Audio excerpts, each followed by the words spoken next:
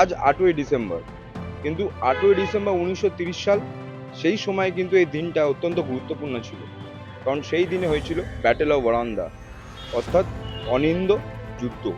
এবং এই অনিন্দ যুদ্ধ রাইটার্স বিল্ডিংয়ে বিনয় বাদল দীনেশ করেছিল।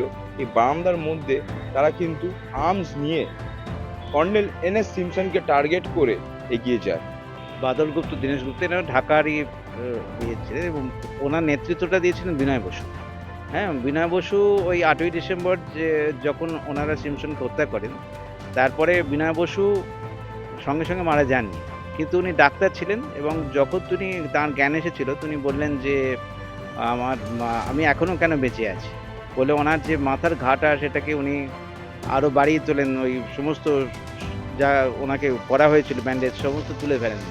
তারপরে উনি 13ই ডিসেম্বর সেই বছরই মারা যান এবং দীনেশ গুপ্তকে অনেক কষ্ট করে ওনাকে সুস্থ করে তোলা হয় এবং শেষ পর্যন্ত তাকে মৃত্যুদণ্ডে দণ্ডিত করা হয়। সেটা হচ্ছে 1931 সালের 7ই জুলাই।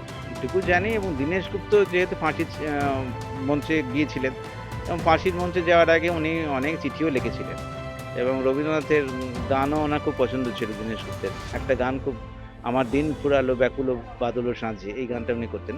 ওনার বর্ষাকালেই ঘটনাচক্রে ওনার মৃত্যু হয়েছে 7ই জুলাই বাংলা আষাঢ় মাসে।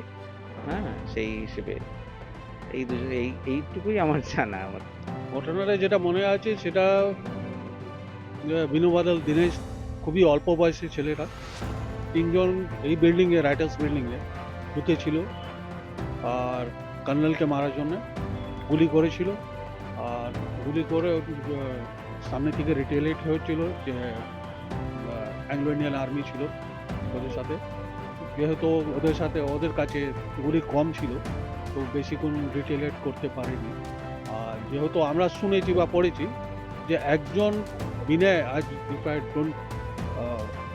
বিনয় সাইনাইড খেয়ে সঙ্গে সঙ্গে কিছু অ্যাটেম্প করেছিলেন।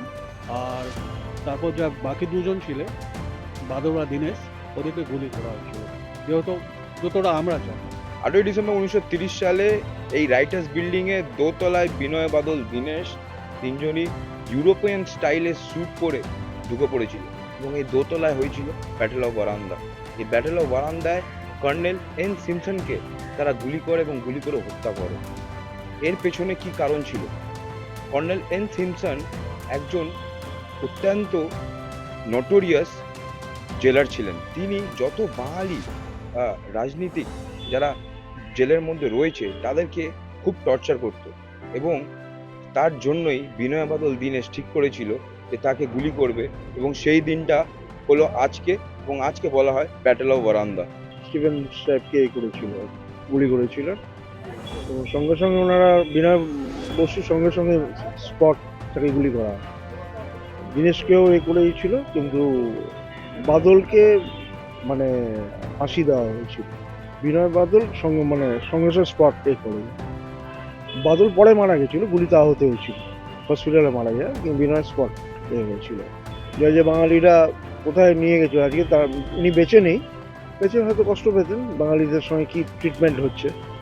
যারা দেশ স্বাধীন করে গেছে তাদের সেই ধর্মটাকেই সেই জাতটাকেই মুছে ফেলার চেষ্টা করা হচ্ছে। বিনয় বাদল দীনেশ তো বিপ্লবী ছিলেন।